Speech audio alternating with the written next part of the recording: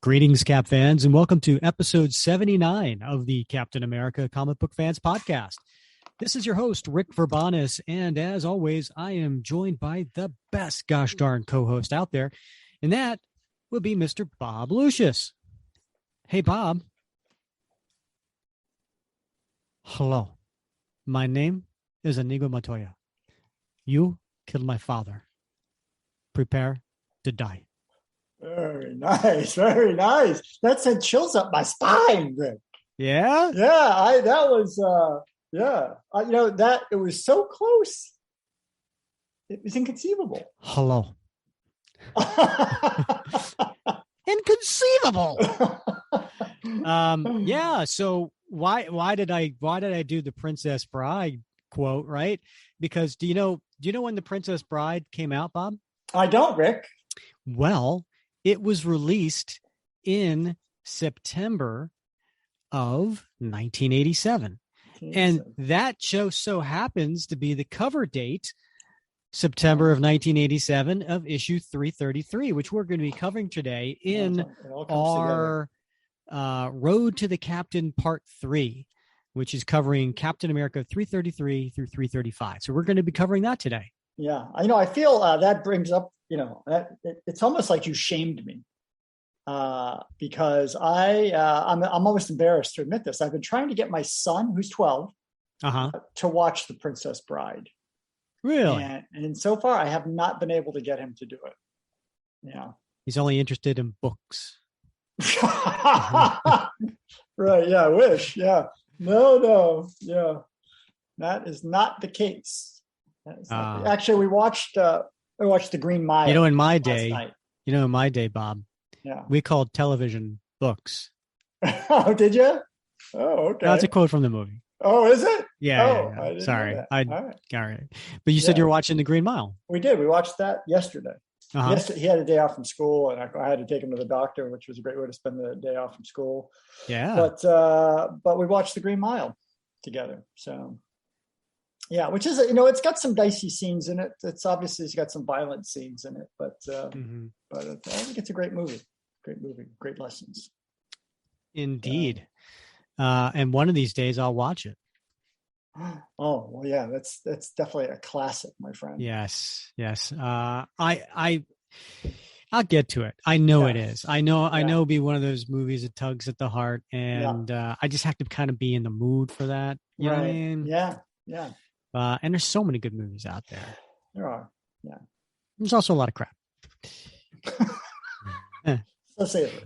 No, so Bob, we got some stuff to cover. Like, this is going to be, I listen. Yep. I go back and I look at these episodes and to our listeners out there, for Road to the Captain Part 3, you might say, oh, was there a Part 2, Part 1? Why, yes, there was. Mm-hmm. Episode 70, we did Road to the Captain Part 1, which was Captain America 327 to 329. So if you haven't listened to that yet, start there. Mm-hmm. Part 2 was episode 74, and that covered Captain America 330 through 332. And then this one is Road to the Captain Part 3. What's going to happen next? Well, if you've been playing along at home, the first Wednesday of every month is our interview episode. Now, the second Wednesday has been this series, and we'll continue. We have 8 parts. Next up will be episode 83, which is the first Wednesday in May, and we'll cover The Captain Part 1. So right now we've been covering the 9 issues leading up to the Captain story, and it's been great learning about John Walker, being introduced to him and his companions, seeing what Steve Rogers has been struggling with the ultimatum that the commission put on him and the decision that he made ultimately, the power broker, D-Man. There's just been so many cool parts to this series. So again, go back, listen to part 1 in episode 70, and then you can come back here. Now, for all the viewers who have been listening, we're going to get into those. And Bob, what I noticed is part one, if we go into that, guess how long that episode was? Well, it was 3 hours and 78 minutes. Is that wrong? Do I have to explain to him how that math is wrong? 78 minutes. Okay. No, Bob, it was 2 hours and 18 minutes. Yeah. And then part two was 2 hours and 33 minutes. So we're going in the wrong direction, Bob. So I want to get to what we need to get to. All right. So let's cover a few things first. 2 episodes ago, Bob, in episode 77, we had a little bit of a controversy. Centering around our little bet, our wager. The weight loss, the weight loss wager. Yeah, controversy is a strong word, but okay. Yeah. How you doing with that, by the way? Yeah, life is good. I haven't checked in weeks. If you had to guess, Bob, do you think that 10.2 pounds is still off? Well, probably not. But I've been hitting the gym now too. So really? Back in the gym. I wasn't hitting the gym because I was afraid that once I start hitting the gym, I was going to start putting on weight again. So I'm back in the gym. Got the garage cleaned out. Got my bench in there. Okay. So you're back in the garage. All right. You're not at the gym. I mean, that's my gym. That's my gym. Okay. Yeah. I can't hang with the millennials, Rick. Really? I'm like the oldest person in my class. Yeah. Oh, big time. Big time. I'm running with the best of them. All right. Good for you. Yeah. So, okay. So when I say controversy, we had a little bit of a, I wouldn't say a debate, but more of a, really, you're gonna go with that. Now, I'm going to be fine with it, whatever, but you were like, hey, let's put it up to the people in the Facebook group. And we did, we did. We got, I posted a poll, and the poll said, after explaining it, the choices were, did Bob win the bet? And the answer is, no, this is not the weight Bob wanted to lose when he made the bet and shouldn't count. What would Cap do? Or yes, 10 pounds is 10 pounds, and it doesn't matter how he got there. Colonoscopies are not fun. And the listeners have spoken, Bob. Yeah, they did. Yeah, it was a 44-19. Yeah. So a little over double of the people sided with yes, it should count. You know what I attribute that, Rick? People just don't like the idea of a colonoscopy. You know what I attribute it to? That's what they, yeah. I attribute this to a popularity contest. I think people like you more than me. I don't think that's it at all. And I feel like I'm back in school, right? And I feel like I'm the unpopular nerd while Bob the jock is getting a love. I think it was definitely, oh my God, he had to do a colonoscopy. That guy deserves a vote. You got the sympathy vote. I think I got the sympathy vote on that one, which of course I'm willing to take. Yeah. We got a bunch of comments. There were like 25 comments and some funny ones in there. Mike Perkins, artist extraordinaire. He's doing amazing work on Swamp Thing right now, by the way. Yeah. But he spent 3 years on the Captain America book, and he posts a little video to the movie Fletch, and it's the scene where Chevy Chase's character is in the doctor's office, and Mike Perkins wrote, "Are you going to be singing Moon River?" Yep. Well, I will tell you, it will be probably the highlight, maybe not the highlight, but certainly the highlight of my year, to be able to tell people that the famous Mike Perkins commented on my colonoscopy. So, that's awesome. Who could ask for more? Yeah. Using the whole fist there, Doc. Talk about a quotable movie, man. Fletch. Fletch is a classic. I could quote that all day. Yeah. And then he actually, Mike came back to post again, and he wrote, "What would Cap do? I think he'd be wary of having a colonoscopy from any of the doctors he knows. Strange, Octopus, Doom. That's certainly if I walked into the room and any of those individuals would have been present, as well as you noted, Dr. Faustus. Well, so I realized the double entendre I wrote when I responded to Perkins. Mm-hmm. I wrote, Octopus and Doom would be terrifying. However, manipulating them all, Dr. Faustus. And then I've thought myself afterwards, manipulating them all. Manipulating them all, having his finger in it. Yes. All right. Well, listen, Bob, look, I'm fine. If you won, that's cool. You lost the 10 pounds faster than me. You know what? Next episode, Bob. Mm-hmm. Next episode, I will sing 30 seconds of a song that you choose. All right. So what you got to tell me now, though. All I right, have to prepare for this. Yeah, I am going with Wind Beneath My Wings. I'm doing it, Rick. But we both picked that song. I know, which means we both love it. Oh, all right. Rick, you can be my wind as much as I can be yours. Uh-huh. We can be each other's wind. but I get to pick which 30 seconds. All right, that's fair. It might be the instrumental interlude. That would be a good piece of performance art right there. Yes. All right, everybody. Come back next episode and you will get to hear me sing to Bob Wind Beneath My Wings. Beautiful. As he has won the bet. All right. Also, next episode, Bob, let's pick 3 winners from the review challenge that we had, right? We said if we had 10 people go on and give us a 5-star review, we're going to randomly pick 3 of those 10 and we're going to send them a What Would Cap Do challenge coin.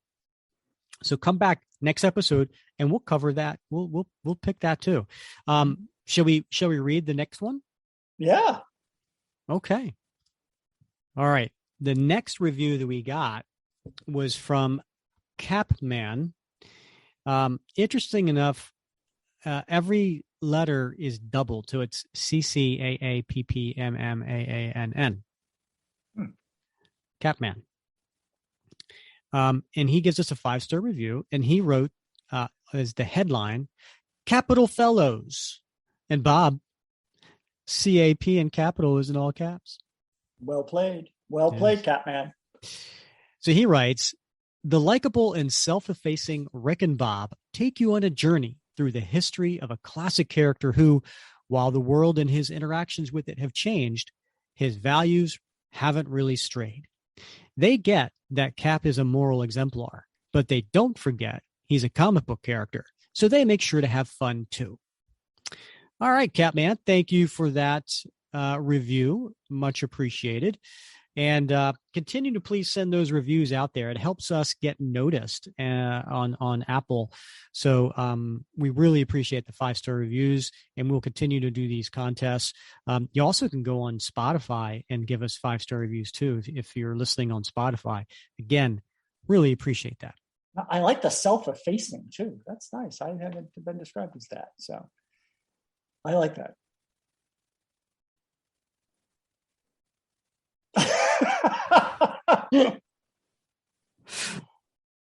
Yeah. All right. I'm going to let that go. I'm writing that one down in my diary. Are you? Yeah, dear diary. Catman wrote self-effacing. I like that. One last thing we need to do before we get into the issues here, Bob, is we finished our bracket of cover madness. Mm-hmm. Mm-hmm. And we started with over 150 covers being voted on. The top 32 made the bracket. And then we went to Sweet 16, Elite 8, Final 4, then the Big 2. And now we finally have a winner, Bob. That's exciting. It is exciting. I mean, I thought it was going to go to blows at some points. It was a passionate advocacy on behalf of many of those covers. So now, Bob, I forgot we're recording this before it's over, so we have to pretend that we know who the winner is. Yeah, but we'll edit it. Mm-hmm. Okay. With Ready? Beeps, yeah. Okay. So Bob, what did you think of winning the whole thing? I was shocked, honestly, Rick, because so many people were really advocating for, and then when won, I was like, what the? I couldn't believe it. I know. And that cover, which, Captain America's on, Mm-hmm. I mean, it's such an amazing cover that, and I, would love someday, to own an original piece of, but, that's just a pipe Well, dream. who wouldn't, right? I mean, that anybody would want some original art from on their wall. So, What do you think of as an artist? Do you think he really is the top cover artist for Captain America, or do you think maybe he should have won? I think between and I think it could have been either one of them. I mean, it was definitely tight. It could have gone either way, but I'm not surprised at the end of the day that won. It's true. Is such an amazing artist that maybe we should dedicate this episode to him. Now that whether or not he's still with us or not.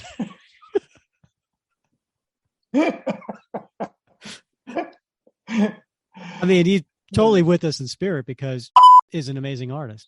Right. Yeah. I mean, I think spirit, it pervades everything about Cap these days. So, I mean, we can't overlook influence in the 60s, the 70s, and, after, I mean, 80s for sure, So, I mean, certainly,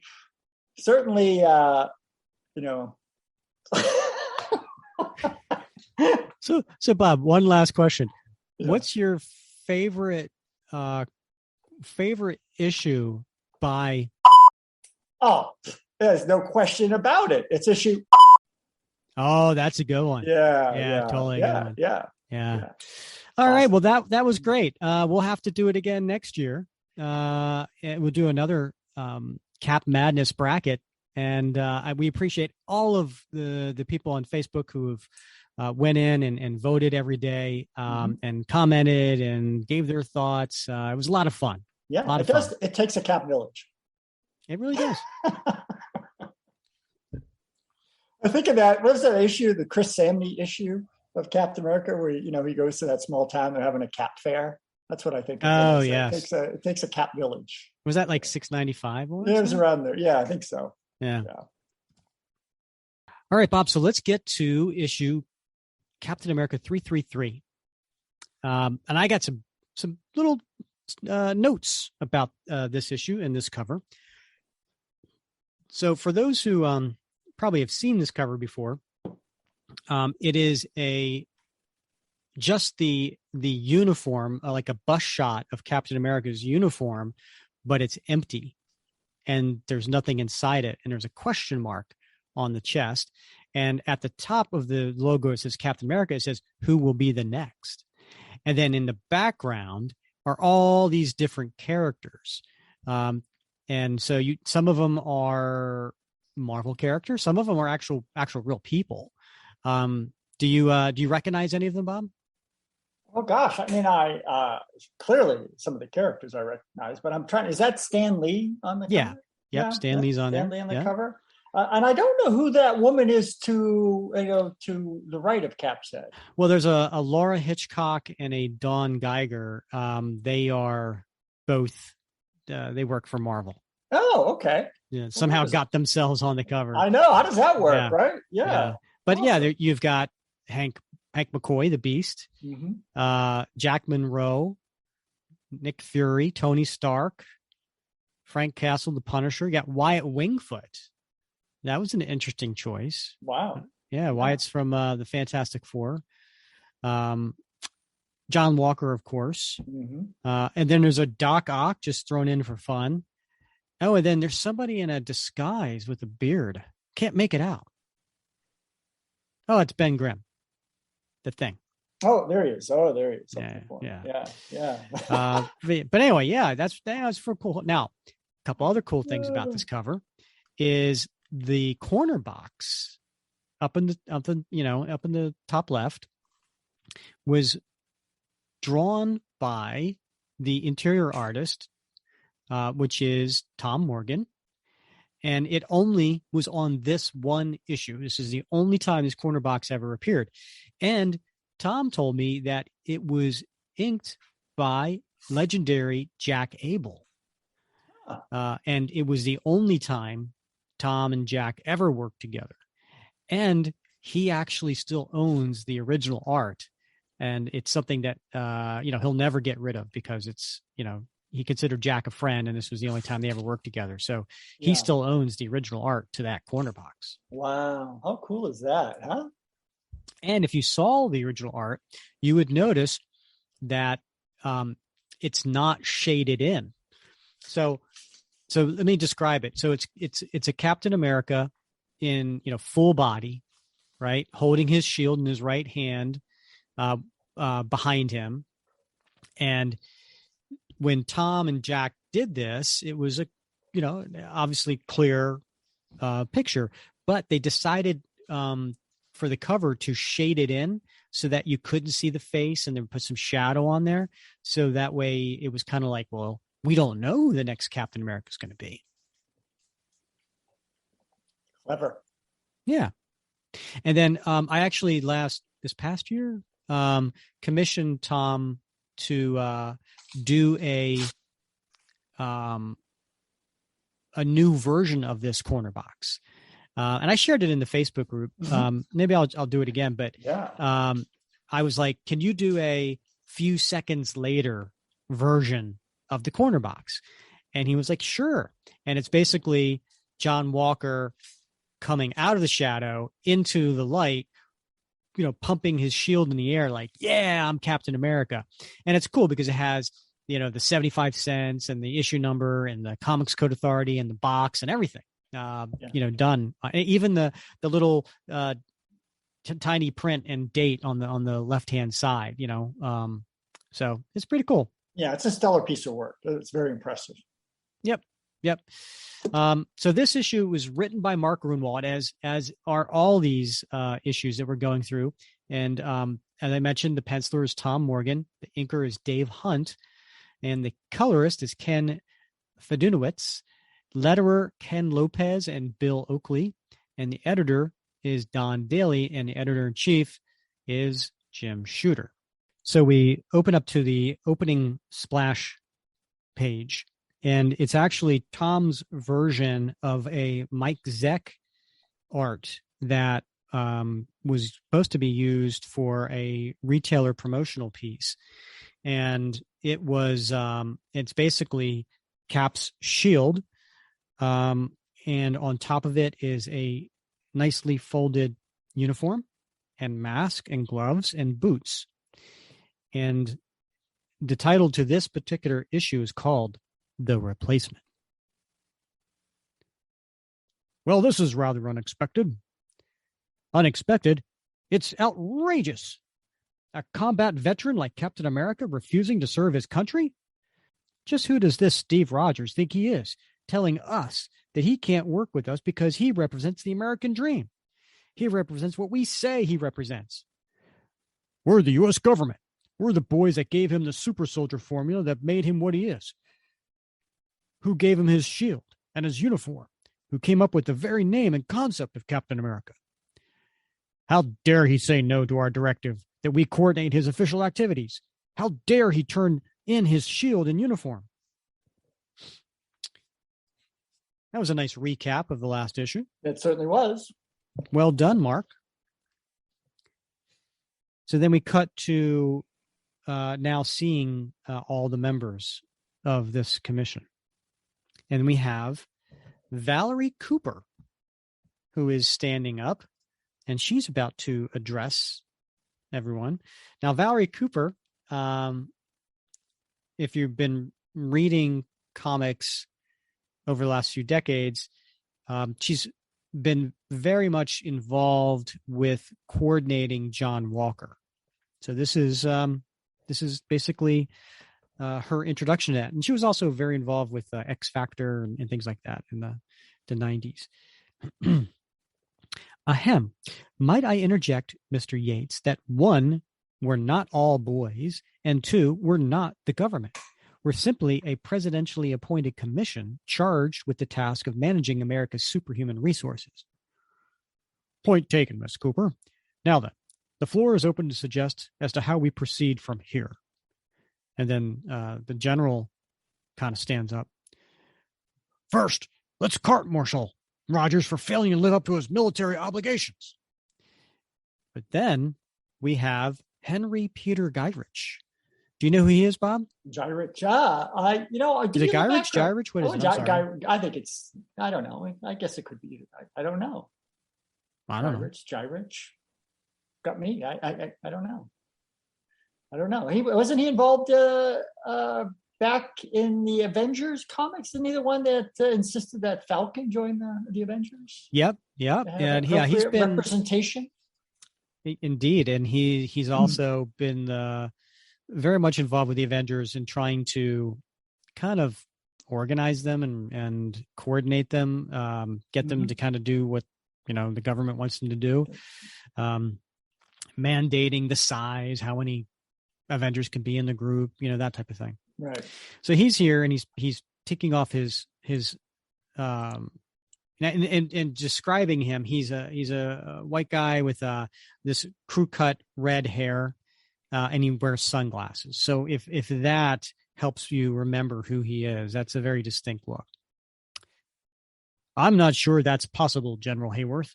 Steve Rogers technically is not part of the military rank and file, but at the very least, we can impose strict sanctions on him and his activities. He may have turned in his shield and uniform, but there is nothing to prevent him from fashioning duplicates. I propose we get a court injunction prohibiting him from calling himself Captain America or wearing any uniform that's red, white, and blue. Then we notify the Avengers that unless they terminate Rogers' membership in their group at once, we will prohibit them from operating freely on the U.S. soil. Now, Mr. Gouch, it's our job to coordinate superhuman activities. We can't very well do that if we turn one of the nation's most dependable superhuman teams into outlaws. We can use Rogers to bring the Avengers into line, Mr. Mathers. They have to know we mean business. Personally, I'd more concerned with finding a new Captain America than taking punitive measures against the old one. Face it, the administration doesn't need more bad publicity just now, and if it were to get out the original Captain America was forced to resign, we'd have to get a new Captain America out there as soon as possible, performing some high-profile activities to win public approval. What happens if Rogers goes public with his version of the story before then? That's always a possibility. Still, his dossier suggests that he's not likely to go out of his way to give any administration a black eye, nor to represent himself to the public as a victim of anything, including bureaucracy. Mr. Gyrich, you investigated the sanctions we can impose upon Rogers. Now, let's discuss our options for Rogers' replacement. General Hayworth, you were involved in the most recent super soldier projects. Any results? We had two promising prospects. The first was codenamed Nuke. He was the recipient of our latest efforts to recreate the precise formula that Rogers was given back in World War II. He was successful to some extent, but without the Vita rays to stabilize the process, the subject became psychotic, made a big mess in Manhattan. Our second candidate was a product of a totally different program, developed independently by an LA contractor. His codename was G.I. Max, and he was a soldier 40 times stronger than human. Unfortunately, before he could be fully trained, he was accidentally shot by his immediate supervisor. Perhaps not coincidentally, Rogers was in the vicinity when both candidates met their demises. We just read about G.I. Max in the last episode that we covered. So now they're pulling out black and white photos, Bob. We may be able to get another G.I. Max underway, but it would take months. What about Jack Monroe, alias the Nomad? His dossier says he's too was a recipient of reformulation of the super soldier serum, and he's been trained by... That man is a friend of Rogers. It seems unlikely that he would accept a job that his mentor would not. I'm I imagine we could also rule out another of Roger's friends and ex-partners, Sam Wilson, alias the Falcon. I doubt the country is ready for a black Captain America. Nicholas Fury has an excellent service record. He may even be tired of international espionage and want to serve differently. I cannot imagine him relinquishing the authority he has ahead of S.H.I.E.L.D. to permit us to determine his actions. Besides, Fury's too old to be a viable Captain America. I've gone over all the intelligence we have on all of America's known superhuman beings, and as far as I'm concerned, there's not a one of them man enough for the job. The general's right. It's pointless to consider any of the established costume vigilantes. We need someone new, someone young, someone hungry for the big time. But who? And how could we find him? And then Val holds up the Washington Post, and on the front cover is a picture of Super Patriot. Gentlemen, did any of you happen to read this morning's paper? What's the headline say, Bob? Monuments saved from terrorists by vigilante hero. So then we cut to the next page, and it is John Walker being interviewed on a TV set. Meanwhile, elsewhere in Washington. So tell me, Mr. Super Patriot, how does it feel to be the hero of the hour? Well, Katie, the sudden acclaim I've gotten is gratifying, I'll admit. But I do what I do, not for glory, but because it's the right thing to do. Because to do any less would be to squander my God-given talents. We've all been put here on earth for a purpose. Mine is to help the people of this grand old country of ours. That's quite a purpose. Forgive me for being blunt, but before the incident, I can't say I was even aware of your existence. Are you new to the hero biz? You could say that. I only began operating a few months ago. This is just the first time I've had the opportunity to tackle something this big in public. Big is the word for it, all right. Let's go to our exclusive News 6 footage of yesterday's mayhem at the monument, shall we? And then there's a few panels here of a recap of what happened. And basically when he knocks Warhead off of the monument and saves the day. I've watched this footage a number of times now, and it continues to take my breath away to see your face danger like that. How do you have the guts to do what you did? Born with them, I guess. I spent a lot of time training myself to the peak of my abilities. I know just what my body is capable of. I calculated the risk as best as I could and decided it was worth it. What was the authorities' reaction to your assistance? Well, they were glad to have the nuke down from there, of course, but I got chewed out pretty good from certain officials I won't mention. One last question. Are you in any way associated with America's other patriotic hero, Captain America? No way, ma'am. That fuddy-duddy is America's past. I'm America's future. I think the nation deserves a strong, decisive national hero, ready to put his all on the line every single day. You didn't see him up there yesterday, did you? No, Super Patriot, we sure didn't. AM Washington will be right back after these messages. So he's walking off with one of the probably the floor managers. You were marvelous, sir. We seldom have guests as powerful as you. Well, thank you, ma'am. You'll have to see I'm invited back sometime, right? So he leaves and he sees his agent there, Ethan. Ethan, so did you see me?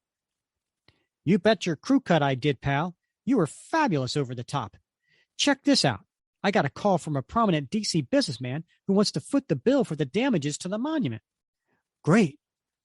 And then we get our old pals, the two FBI agents that are walking up. Super Patriot, Farber and McNulty, FBI. A presidential advisor would like to speak to you. Can you come with us? An advisor, not the president himself? When my government wants to talk, I'll listen. That's the kind of American I am. I should go with you. The invitation is just for him, Mr. Thurm. I'll see you back at the hotel, Ethan. Don't forget to make my dinner reservations. A half hour later, and there's Super Patriot in the office with Val Cooper. I'm Valerie Cooper. Pleased to make your acquaintance. The pleasure's mine, ma'am. How can I help you, Miss Cooper? I would like you to tell me everything there is to know about you. Excuse me for asking, but am I in some kind of trouble? No, not at all. In fact, I may have the opportunity of a lifetime for you, providing you're the right man. And then John Walker thinks to himself, what is this? A ruse to get me to reveal myself to the government so they can keep tabs on me? No, I refuse to believe a high-ranking official of the good old USA would be part of such trickery. Well, ahem. As you might tell by my slight drawl, I'm from down south, Custer's Grove, Georgia, to be exact. The name's John Walker. My folks are farmers, had an older brother and sister. My brother Mike has a lot to do with what I am today. See, he was a soldier, a chopper pilot in Nam.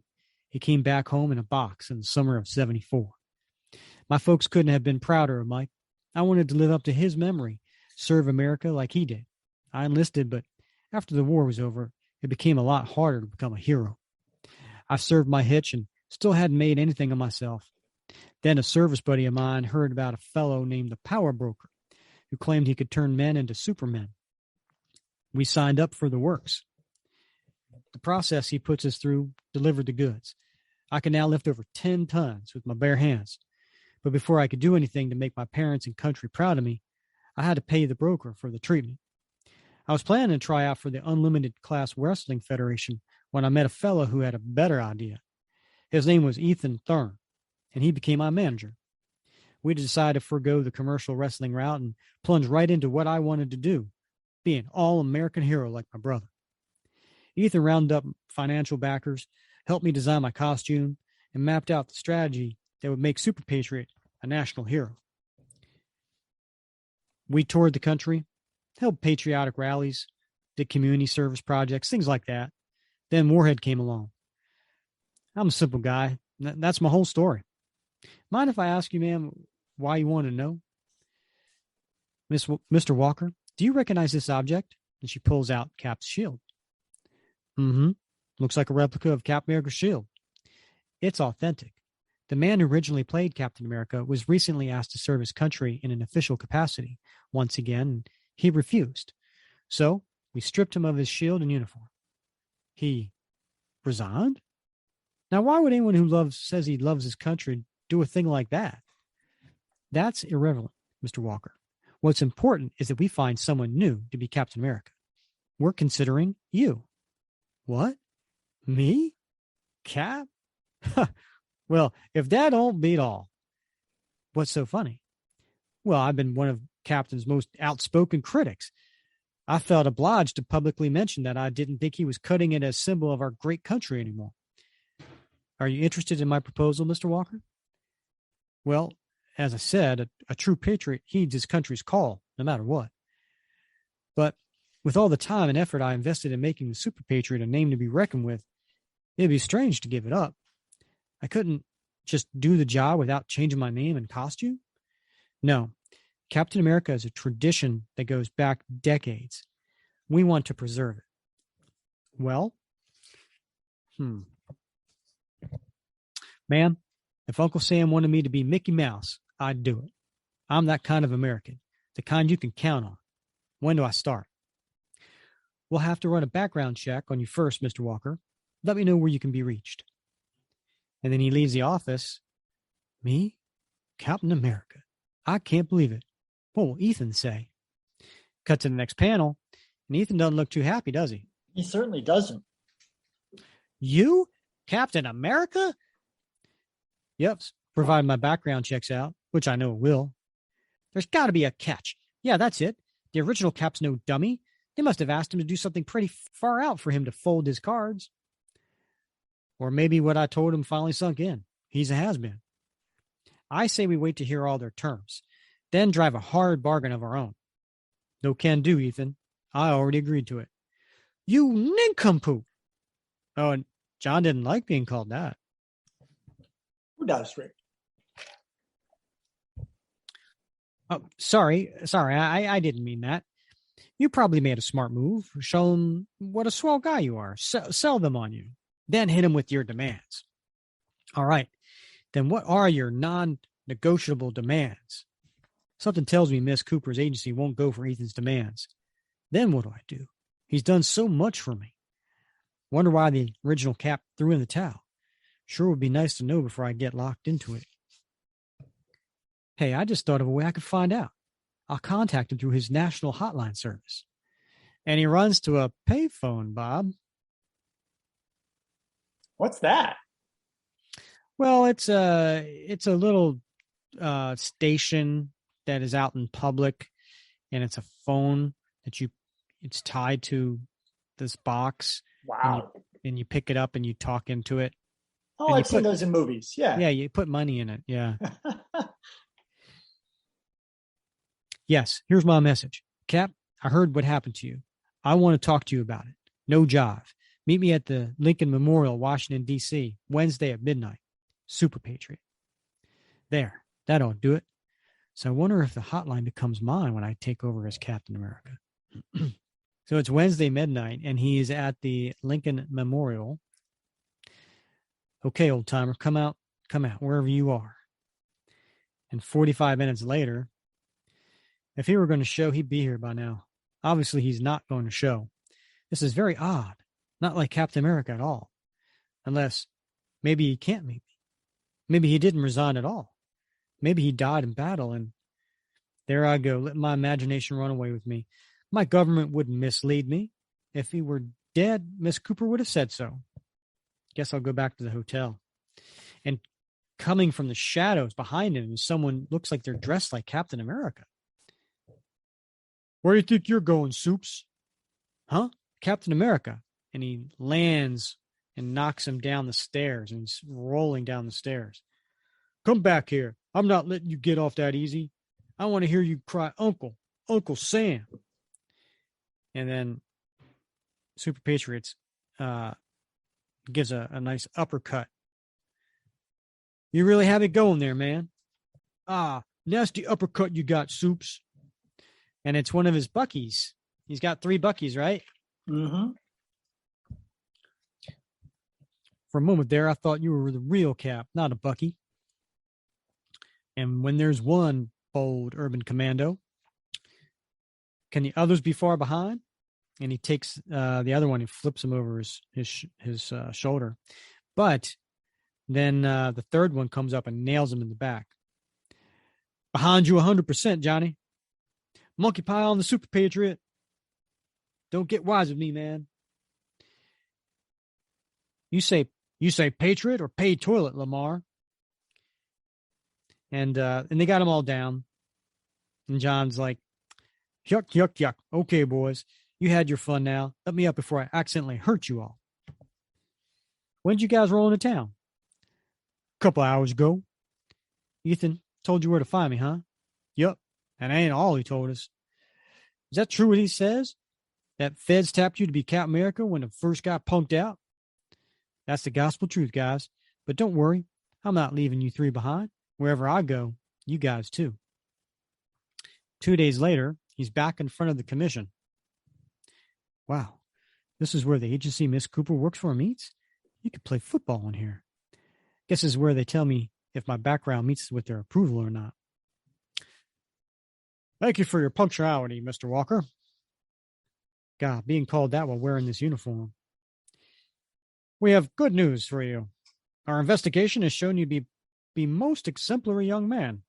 Your scholastic and military records, your personal references, your courage, all most commendable. The bottom line is, if you wish to become Captain America, the assignment is yours. It really? Yes, sir. I'm your man. Oh, excuse me, sir, but with your permission, I'd like to make a few requests. And he pulls out a list from his belt.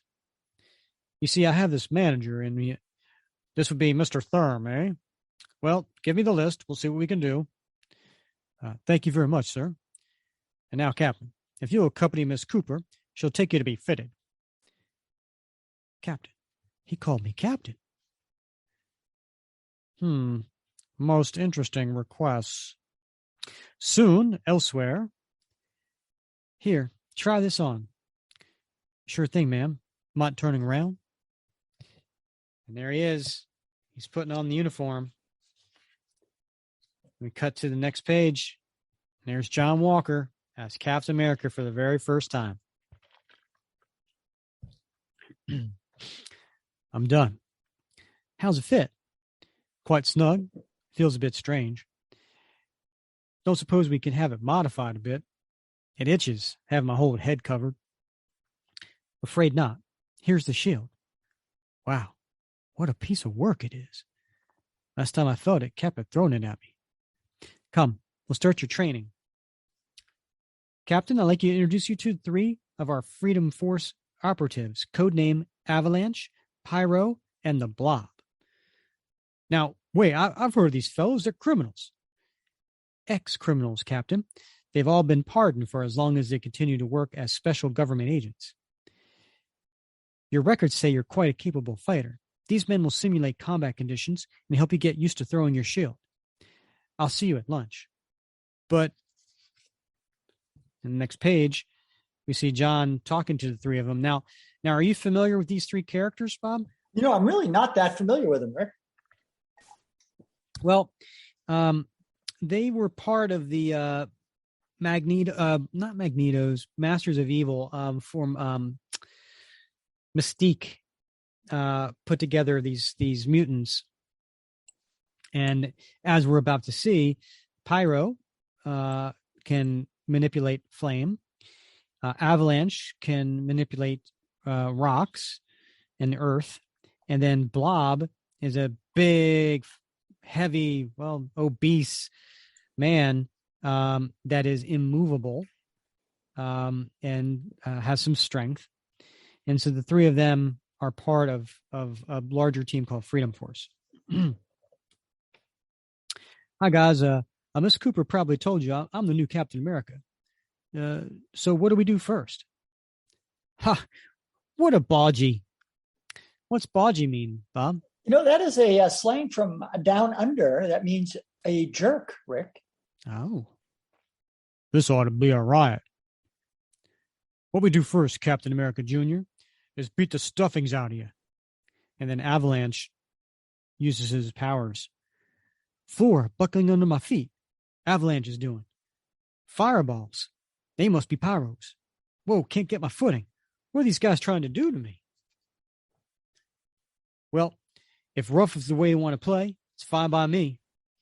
Okay, fellas, you asked for it. And then he goes and attacks the Blob, but ricochets off of his big gut. He's so blubbery, I bounced right off. Wrong, little man. You asked for it by agreeing to take the place of one of the biggest saps I ever met. Now stop hopping around like a blasted bullfrog and take your lumps like a man. No thanks. Whoops, the floor is rising up to smack me. I sure can tell these guys have worked together before. One sets me up and the other bushwhacks me. Never fought anybody who could do this weird stuff these guys do. What should I... Oh, I know. I wasn't given this shield just because it matches my uniform. And he throws it at Pyro and hits him. All right, 1 down. Unfortunately, I lost the shield in the process. This groundbreaking stuff, he's got to go. If I could just go over the crest, push off, coming down. It's working. Got him. And he knocks out Avalanche with his feet. And it's just him and the Blob now. Okay, big man. Now it's 1-on-1. Hope you enjoyed your beginner's luck, Boy Scout, because it just ran out. And John goes over and he smacks him in the head. This time I plant myself firmly and let him have it with all my augmented strength. Nice try, sucker, but I've shoved off punches from the Hulk himself. Caught me off balance. Now let me show you what to do to wimps who can't cut it. Nighty-night, Boy Scout. And he's holding him, he's choking him. And just then, Val Cooper comes running in. Blob, put him down. That's an order. What? All right, Miss Cooper. And he's gasping for air. Are you okay, Captain? Hard to swallow. I was monitoring your performance. Swell. Did you learn anything from that exercise? Yes, ma'am. That those guys only play for keeps. I was hoping you'd learn what an asset that shield is. Right. I want you to report to the archive library and start studying the footage we have on the original Captain America in combat. I'll be by to quiz you in 2 hours. Yes, ma'am. So that last page, that night, so Ethan and the three Buckies are sitting around a table playing cards. Hey, look who's back, the greatest American hero himself. How'd it go, Johnny boy? I've got the job. That's great. They agree to all our demands? They said they'd look into them. What do you mean, look into them? I told you don't do anything without a written contract. Lay off, man. I'm really beat. I need a rest. Didn't they ever let you take home the costume? No, not yet. 3 days later, he's back in front of the commission. We wanted to get back to you on your list of requests as soon as possible, Captain. After careful consideration, I must report that we can't grant all of your wishes. In particular, you'll have to drop Mr. Thurm as your manager, and 2 of the 3 men you propose to assist you do not meet with FBI approval. Do you have any problems with this, Captain? And John pauses for a moment. He looks down, and then he looks up with a very determined look. No, sir. Next, basic training. All right, Bob, this next cover, issue 334, this had a cover date of October 1987. And this cover, like the last one, was done by Mike Zeck and Bob McLeod. And it says, introducing the new Captain America and Bucky. What? This isn't shocked. This isn't one of the Bucky's like bold urban commandos. This is Lamar Hoskins dressed up in a Bucky Barnes uniform. And we also have a new corner box logo. And it's the 2 of them standing back to back. So you have John Walker as Captain America holding his shield, and then Lamar Hoskins as Bucky on the other side. And this is going to be a continuous corner box for a little while. Interesting side note, when I was talking to Tom Morgan about his corner box, he told me a little interesting story about this corner box. Do you know who the artist is for this, Bob? I don't know. That would be Kevin McGuire. Oh, really? Yeah.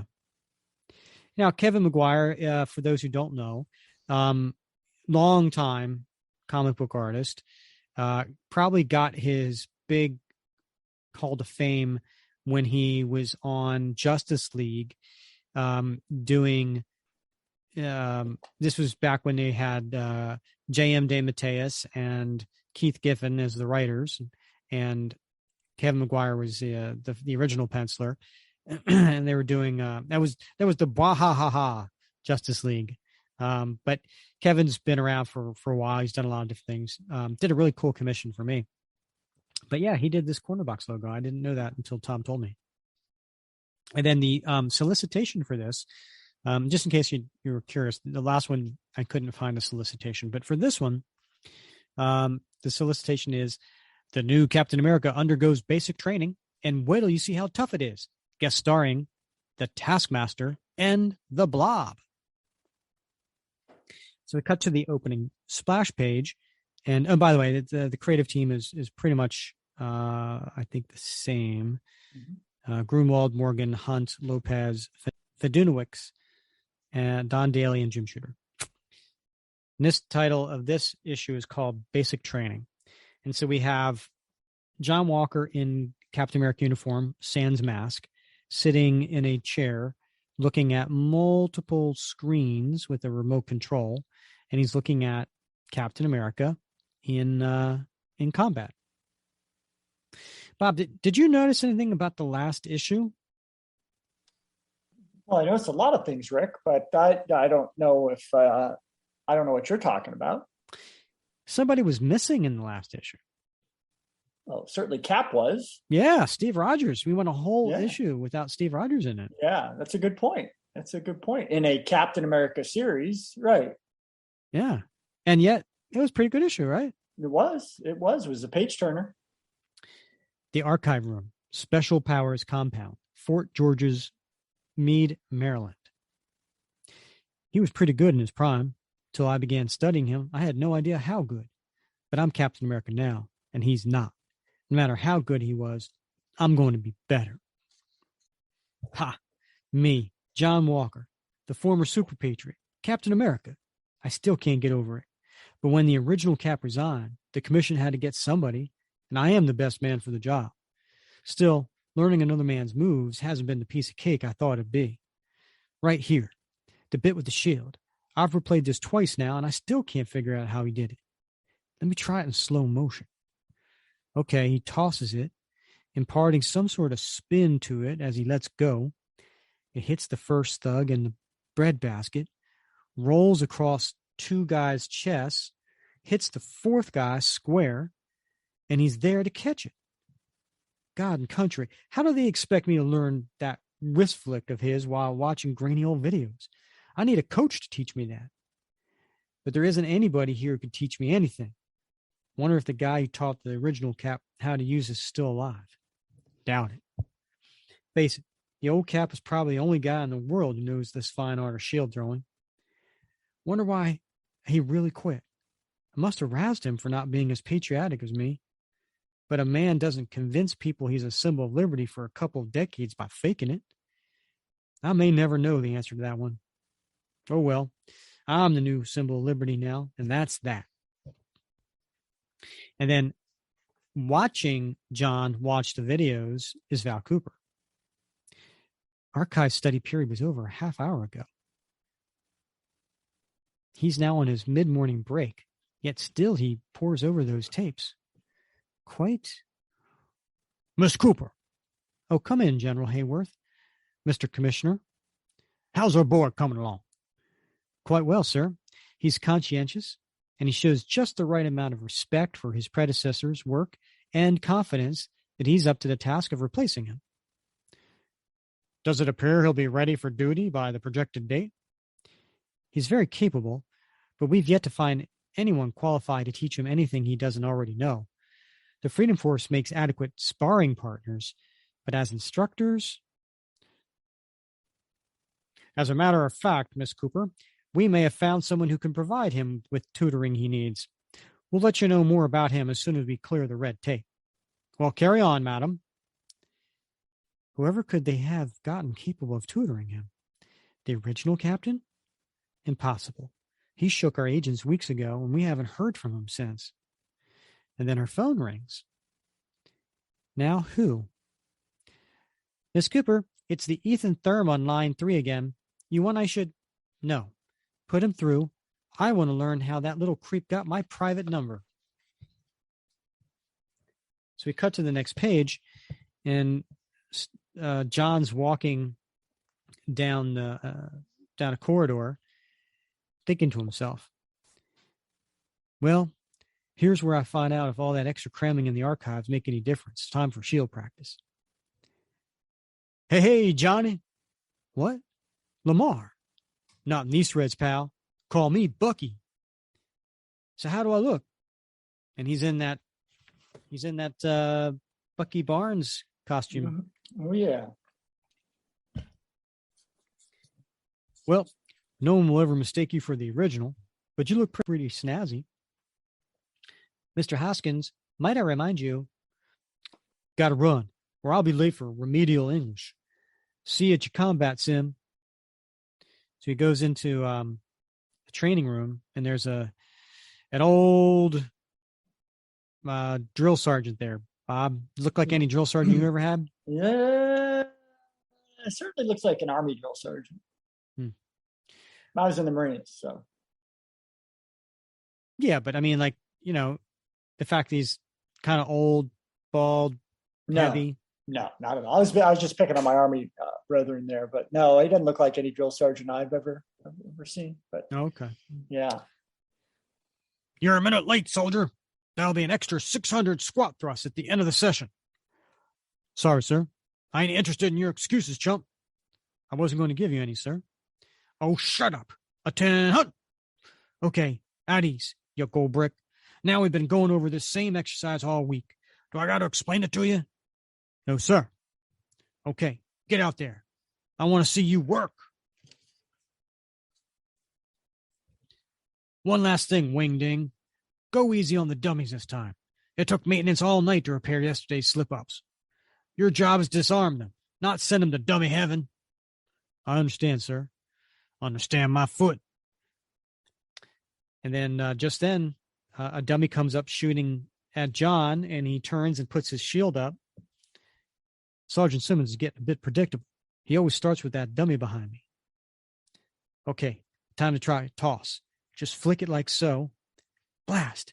I got it to spin off upon impact, but that ricochet is going wild. I got to snag after it. Whoop, I felt those. Got the shield now. Whoa, better back up out of the firing line. Now is my chance to disarm him. Oops, I didn't mean to do it literally. And does. He throws the shield right through the dummy's arm. I've got to throw this thing with less force. The shield doesn't need all my augmented strength behind it. There, I did it. That throw was just right. And he gets shot in the back. Ah, got me. Blast, I hate getting nailed by even by rubber billets. And he takes his shield and just knocks the dummy's head off. 15 minutes later. All right, you big blue bozo. Playtime's over. Seeing how you dismantled all your playmates again. Sorry, sir. If this training session were real, you'd be killed or grievously injured 17 people and died 3 times yourself. Yes, sir. Well, at least you're improving. Yesterday, you killed 23 people and died 5 times. You got to learn to watch that strength of yours, kid. You keep throwing that shield harder than you have to. Yes, sir. Dismissed. And then John's a little frustrated. He's holding onto the shield. I wish I could crunch this thing into a paperweight. And then during lunch hour, he's in the cafeteria, and the 3 members of the Freedom Fighters are sitting having lunch together as John walks by with his tray. Yo-ho, Captain, someone stuck a serving tray on your back. Cute, Blob. Real cute. Ha-ha. Get a load of them red tights. Bucky has chicken legs. And that was Lamar in his Bucky outfit. While you stinking, cool it, Lem. They're just trying to get a rise out of you. What's those creep problem anyway? They probably just feel threatened with us around. If they can't provoke us into fighting, they figure it'll make us look bad. Can't believe the feds would have anything to do with those muty crooks. Ex-crooks, they say. Well, maybe once we get combat worthy, they'll be sent on a suicide mission. Yeah, once we set the boogie, those gals be 5th wheels. And then Valerie Cooper comes up. Captain, a word with you. Yes, Miss Cooper? Your former associate, Mr. Thurm, has been harassing my office with phone calls, demanding to see you. I can only assume he got my name and number from you. I've told the man in no uncertain terms that if he calls one more time, he will be up to his neck in government heat. Please be more careful in the future. Yes, ma'am. Blast that, Ethan. I never gave him her number. He must have copied it from where I'd written down. Bet Ethan and the others still smarting from us leaving them to enlist. And if I know Ethan, he'll keep up the calls just to make us look bad. Next page. That afternoon, there's a big 2/3 page splash of Cap and Bucky in the training session. And there are 4 armored guardsmen. How would you describe them, Bob? Well, I don't know, Rick. They're sort of lime green with some armored gauntlets and boots and sort of a groin cover and sort of some armor over the chest. So they look sort of robotic. They do. They've been around for a while. They've been used by the government. And I think probably you've seen him in the pages of the Avengers and Iron Man. Okay, heroes, listen up. We got you some new sparring partners and a new training exercise for you to amuse yourselves with. Your opponents are 4 of the guardsmen cadets you might have seen been trained elsewhere in this compound. The exercise is called Capture the Flag. All you 2 Yahas have to do is get through the guardsmen, nab Old Glory, and hightail it back to your safety zone. Any questions? Yes. What exactly can their body armor do? You'll find out soon enough. You don't expect your enemies to brief you before you tackle them, do you? Look, I don't expect you to win this one. Just stay alert and come out in one piece. Got that? Uh-oh. The Sarge really inspires confidence, doesn't he? We'll show him. Let's whoop him, John. I mean, Cap. Let's go. Some sort of ray blast. Now, these guys, not only are they armored head to toe, but they're kind of like Iron Man. They can fly. They shoot lasers out of their hands. And there's a big battle going on. And basically, they go back and forth. But they ultimately, lose to the 4 guardsmen. And then the drill sergeant for the guardsmen comes out and says, "Not too good, boys. It took you a whole 12 minutes to neutralize them. You've got a lot of work ahead of you if you're hoping to graduate." But then John and Lamar's drill sergeant comes out. "Not too bad, boys. You lasted a whole 12 minutes against U.S. regulation armor." "Yeah." "We were pathetic," and Sergeant Simmons pats us on the head. "You're too hard on yourself, John. I doubt the original Captain Bucky could have done much better." "Then you haven't seen their training films. We've really got to get it together, Lem, or we're not going to last 1 minute out in the real world. I'm going to make a phone call." So he goes to a payphone. "No, Ethan, I can't come to talk to you in person. I'm not allowed off base until..." "You'll do what?" "Ethan, you'll be even more trouble than you can imagine if you so much as open your mouth to the press." "Okay, all right. I'll meet you midnight tonight at the Sandbar at exit 22 off Interstate 95. I'll be there."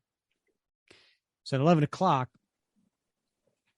John starts putting on civvies, and Lamar gets out of bed, and he's like, "Hey, look, Johnny, if you're really going to go through with this, I'm going with you. No need for both of us to risk getting booted out of boot camp for going AWOL. Come on, man. They boot you out. Think I'd hang around? We're a team, man. We stick together."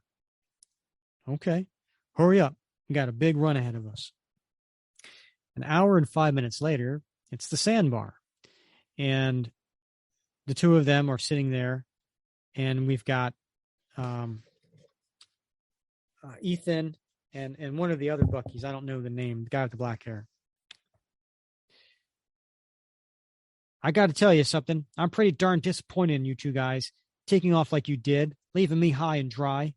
And when I think of all the money and time and yes, love that I invested in you, I just have to ask myself, do I deserve the shaft I got?" "There was nothing I could do about it, Ethan. Your own dubious background made it impossible for the government to hire you as a consultant. So you told me. But I had me a thought. I wonder what it's worth to the feds to keep me silent about who you are. Do they want the public to know that you're not the real McCap? I think not. It wouldn't take much to keep me from calling the National Enquirer. Say $1 million. And then John grabs him by the tie and pulls him over the table. "You dare blackmail Uncle Sam?" "Chill out, John. $1 million is chicken feed for the Defense Department. They probably pay for more toilet paper every year. Look, Walker, you owe me. I found you. I would have had a nice chunk of change as your manager. I can't take that loss lightly. You tell whoever you got to tell to get back to me by noon Friday, or your secret identity will be in the Sunday papers. Let's go, John. The stink in here is getting to me." Say, John, do you think the feds would really care if Ethan blabs about you to the press? Yes. They've gone to a great deal of effort to teach me to act, to move, to talk like the original Cap. They don't want the public to know I'm a replacement until I'm proving myself. Man, I wish I'd never told Ethan anything. I should have just up and vanished one day. The thought of having to tell Miss Cooper about this really galls me. Now, wait a minute, Johnny. You don't have to tell him. Why don't we just go stomp Ethan good and make sure he can't squeal? You mean, no. If we did that, we'd have to lean on his bodyguards, Jerome and Hector. Ethan may be scum, but those guys are buddies. Besides, we don't do anything that might jeopardize our careers.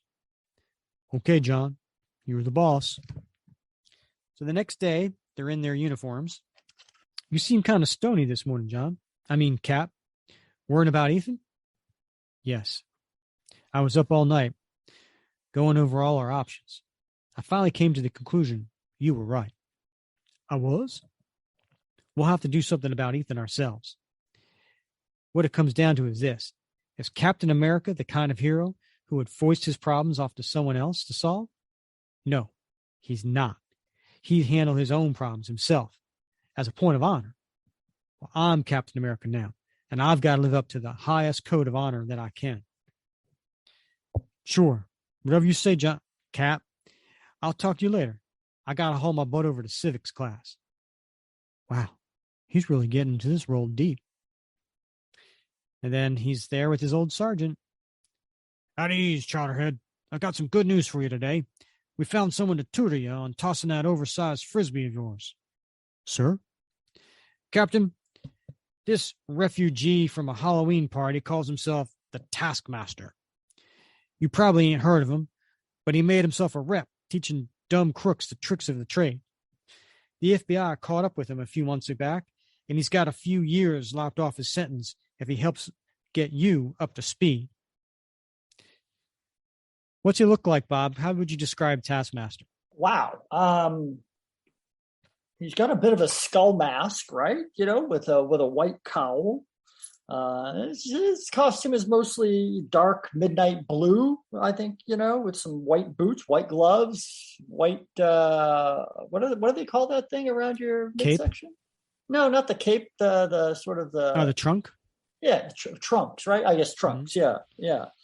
All right, yeah, because, you know, they like to wear their underwear on the outside. Yeah, I never really got that, I guess, but whatever works.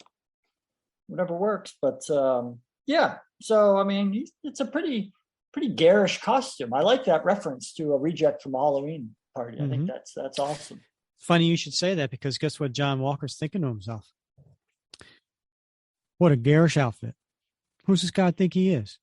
If you don't mind me asking, Taskmaster, what are your qualifications for teaching? I was born with a skill I call photographic reflexes. Any physical feat I see, even once, my body automatically knows how to do it. But other than that, you're just an athlete with normal human strength? Yeah? What's it to you? Mind giving me a demonstration? Thought you never asked, flag man. And he tosses his cape off of himself and on to John. And then the next page is 9 panels of Taskmaster showing all the different skills that he can do. Jumping around, leaping, throwing the shield. Not bad for normal human strength, huh? Well, you look at that. All 6 dummies disarmed without breaking a single one. And he did it in 20 seconds. He is pretty good. He moves a lot like Cap, the old Cap, did in those old films. The question is, considering his background, will he try to mistrain me to make me easy prey to criminals? I'll have to watch out for that. It's an interesting thought. It is, actually. You know? It's cynical and suspicious. But the funny thing is that's Mark Gruenwald, right? He just puts thought balloons in characters, you know, just different thoughts that pop up that we will never come back to. You know what I mean? Right. But he does that. And I also find it interesting is that you said he's cynical, right? So he's cynical of Taskmaster, and but he's not at all cynical when it comes to the U.S. government. He just believes whatever he says. Right. Yeah. Right. That's a great juxtaposition there. He's cynical of everybody else, but not the U.S. government. Don't just stand there. Get to it. Yes, sir. Okay. I've identified and isolated 18 katas. Is that how you pronounce it? Katas? Yeah. Practice practice series of movements that Cap does with his shield. Let's start with the first movement of his easiest one. You heard him, Winghead. Get moving. That's it. Straighten your arm a bit more. For the next 2 hours, the Taskmaster makes the new Captain America repeat the 12 individual movements of the first kata over and over, correcting his stance, his shift of weight, his range of motion. Finally, at the session's end, the student has mastered the first and easiest of 18 lessons. Okay, Taskmaster, back to the lockup. You better practice, Sonny. The next kata makes this one look like a cakewalk. He really taught me something. I can't get over it. Sir, is it really necessary to manacle him like that? Don't fool yourself, Cappy. The man's dangerous. We were lucky to nab him once. Man, why would a man as gifted as the Taskmaster want to squander his talent in crime? So then we get Cap meets Lamar in the cafeteria. There you are, Cap. Thought they put you on some weird diet and you weren't going to show. I called, Ethan. I set up another meeting for tonight. Oh, yeah? I came up with the plan to shut him up good. Without him or anyone else knowing, it was us. Let's hear it, pal. Later that night, so the two of them break into the armory, which they were walking about seeing before, and they're putting on guardsman uniforms. Coast clear? Clear. Let's roll. Wow. Hard to tell that Johnny's in there with the way these helmet speakers make you sound. Not really sure how to make most of the gizmos in the suit work. Better not mess with the boot jets till we get off base and can practice some. Later at the sandbar, Ethan and his two companions are sitting in a booth. So when Honest John lays the million on us, boys, we'll pay off a few debts. Then we'll have more than enough to... Hey, where's that bum anyway? Didn't he say it'd be here by now? And all of a sudden, crashing through the wall are the two guardsmen. And one goes and grabs Ethan, which I think it's John. Ethan Thurm, I am Guardsman XL5 of the U.S. Armor Corps. I wish to have words with you. Help! Hector, Jerome, save me! And then Lamar in his armored uniform says, don't try nothing if you know what's good for you. Oh, I won't try nothing. Like fun, I won't. My augmented strength ought to make scrap metal out of this third-rate Iron Man. But Lamar's thinking, gotta hold back as much as I can. Hector and Jerry are my pals. Don't want to hurt them. Just keep them out of the way. And then they're throwing people and punching and really messing up the place. Who in blazes are those armed dudes? I thought I heard him say army. Help! I'm only going to tell you this once, Mr. Thurm. The identity of the new Captain America is a matter of national security. If word leaks out, we'll know it's your fault, and there'll be nowhere on earth to hide from us. Do you know how long we put away people for treason? And then just then, one of the guys gets tossed through the thing. That's Hector. Lamar must have had to get rough with them. Don't go away, Thurm. Uh-oh. Lem's in trouble. These suits may enhance our strength, but fighting in there takes some getting used to. Jerome's really letting him have it. I'm not worried about Lem. I know he can take the punishment. But if we bring this armor back damaged, we'll have really blown it. Better pull Jerome off, and then he shoots Jerome in the back. Oh, no. I must have actually activated the hand blaster. Jerome? Gee, you didn't have to do that. I know. I didn't mean to. Should we haul him to the hospital or something? Too risky. There are enough witnesses as it is. Ethan and Hector can help him. We better get back to the base before the police show up. So the next morning, John's in his Captain America uniform looking over old videos again. I feel terrible. Why, oh, why did we take a few nights to familiarize ourselves with the armor before taking off with it? I wanted to handle the problem all by myself, just like the original Captain America would, but I blew it. Would Cap really have disguised himself as someone else? Maybe. Would he have made threats? Destroyed property? Probably not. Injured a civilian? Definitely not. Well, if I'm lucky, Jerome will be okay and Ethan will lay off. And then Val Cooper comes in. Captain, I'd like to talk to you about some incidents that occurred last night, namely a break-in at the armory and a fight at an Aryan tavern. She suspects me. What do I do now? If I own up to what I did, she may boot me out of the program. Maybe she doesn't suspect me. If I were to lie, no, I must think, what would Cap do in this situation? And he looks at Val and says, ma'am, I took the armor and wrecked that tavern. The end to this story. What do you think about that? John's asking, what would Cap do? What would Cap do? It was he had an interesting perspective on, originally on how Cap would handle that problem, right? Cap would handle the problem himself. But we all know Steve Rogers would not have handled the problem in the way that John Walker chose to handle it.